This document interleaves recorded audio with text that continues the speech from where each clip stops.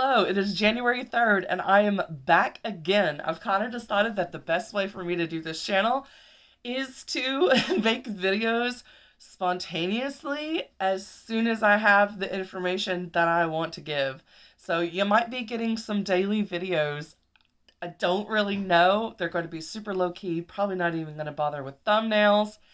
I just like having the connection that I have with you all, and I don't feel like I need to do everything perfectly in order to have that. So I'm back, but we're doing it in the stress-free way, which is just me and the camera talking about some books. So today I'm going to be telling you about the third book that I read and the fourth book that I read this year. And yes, it is still only January the 3rd.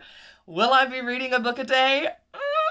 If it's possible, I might do it because I have like 350 books on my physical TBR. If I could get through those through, the rest of the year, that would be awesome. And of course, the only way to really do that is to have some DNFs in the mix, but like, that would be fun. So anyway, the third book that I read this year is Ghostly Games by Becton Snow, which I wrote with my co-author, B.L. Kohler. So that's going to come out later this year. I had to do a final read through from start to finish, get the last minute edits in to send it to my editor, and then we'll get final edits back from her, and I will either spot check if it's very light, or I will have to do another read through. So I might read my own book twice this year.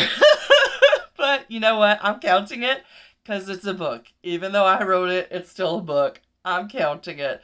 But obviously, I'm not going to, review that one as the author. I will say that the first chapter is a little rough, but it definitely gets better once you get to the second chapter. So I'm hoping that the editor will be able to kind of suggest some things to make the first chapter a little more engaging, but we'll see. The fourth book that I read was Love Theoretically by Ali Hazelwood. So this is the third book in her kind of like pseudo series. It's not technically a series, but all the covers go together. There's some cameo characters that are in here. You get to see Olive from the first book, The Love Hypothesis. She gets a cameo with Adam. I thought that was really cute. And this one has quite a bit of representation in here that I wasn't expecting, so it was a very pleasant surprise. One of the things is that our main character, Elsie, has diabetes, and this is something that is brought up throughout the book, and it also is one of her, driving motivations to get this job that she's interviewing for, because as a tenured professor, she would be able to have medical insurance to be able to get her insulin. But currently, she's an adjunct professor, which means she doesn't have any medical insurance, so everything's been coming out of pocket, which, as you can imagine, would really suck because companies like to hype up the life-saving drugs. They like to hike that price up, and so she's spending most of her money just to get her medicine. She has also got a family that is just a little, They expect her to solve all of their problems for them, and she feels obligated to do so because she is the child that had diabetes and therefore caused them some financial troubles. And so she feels responsible for fixing her family's problems, in particular her twin brothers who are always fighting over some girl.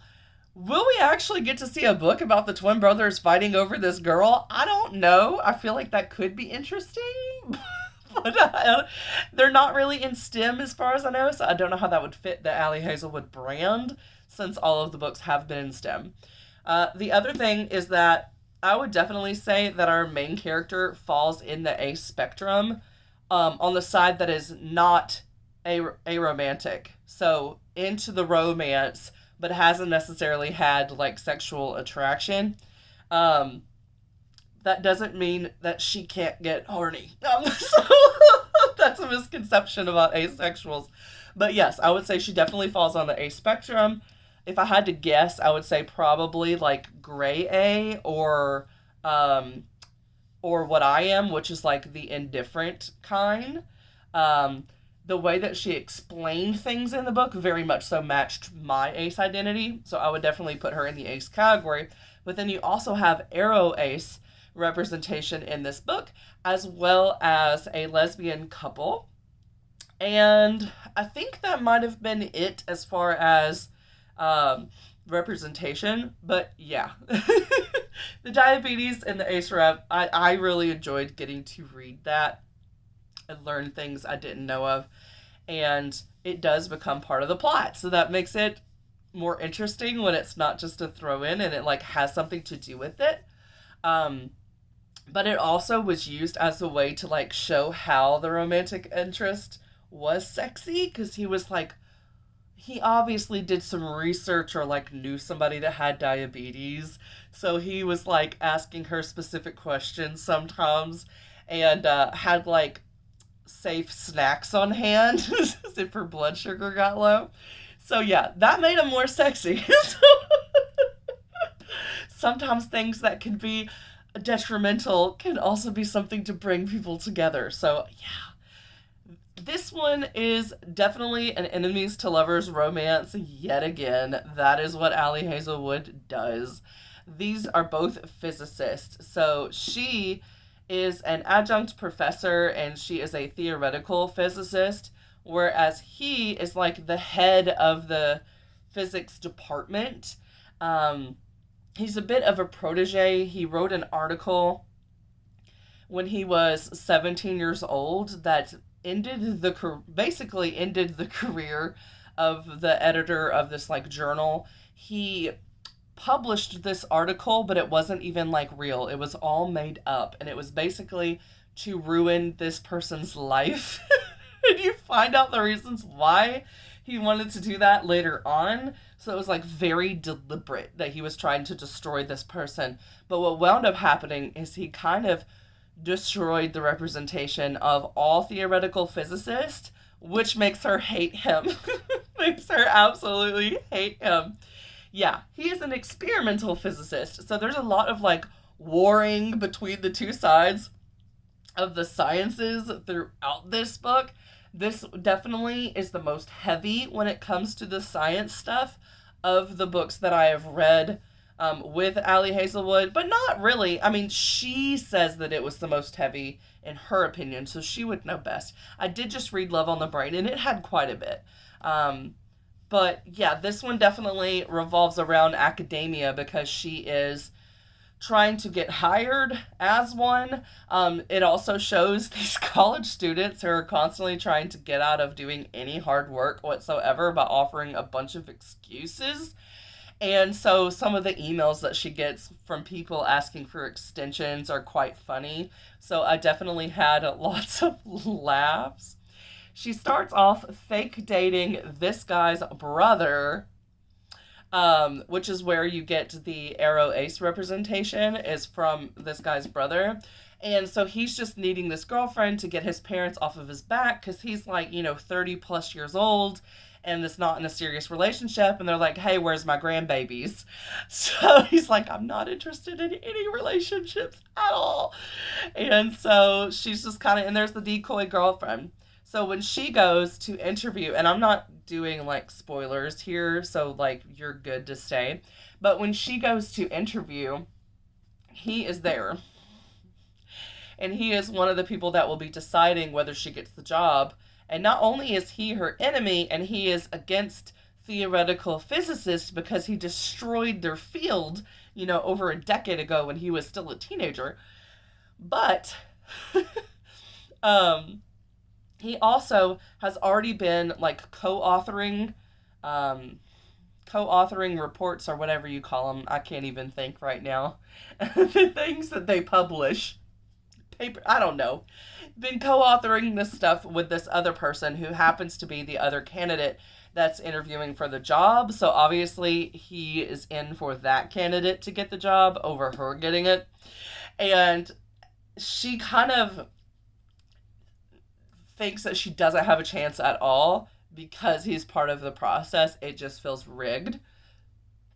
But you can see the different things that she does throughout the book where you're like, she is kind of like trying to find her place within this world of academia, and you really root for her the entire time. So I won't tell you if she gets it or not, but I will say that The overall ending to the story was very good. You're gonna get your happy ever after. The romance was spicy. It was a little bit more of one of her slow burns. I would say you probably read about 50% of the book at least before you get to a kiss. But when you get there, it's worth the wait. So, yeah, I don't really know what else to tell you. The guy has science-y tattoos and he makes them hot. So, I don't know what else to say. All I'm going to say is that this one is going on the shelf with the other books that I have either read or DNF'd this year. So, there we go. 3 physical books that I've knocked out so far in 2024. What will I be reading tomorrow? I don't know. I'm reading a dinosaur book. It is a dinosaur shifter romance. I didn't know that it was going to have a shifter. I thought they were just like had dinosaurs around. But no, it's a dinosaur shifter romance. So I'm reading that. That's an ebook.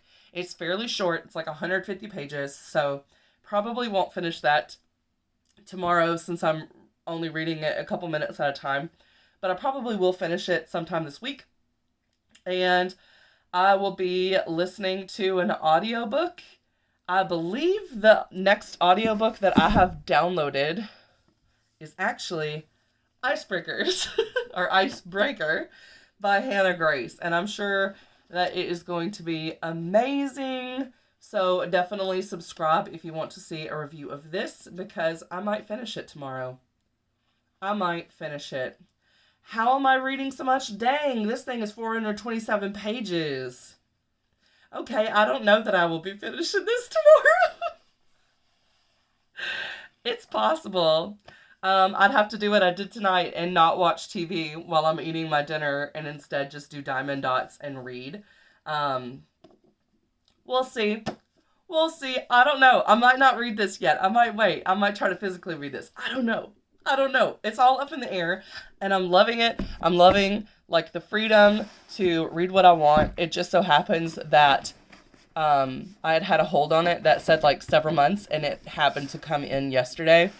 So I went ahead and clicked it. But I have the books for 21 days. So no guarantee what I'm actually going to read tomorrow, but I am excited to see you all then. So thanks for watching, and bye!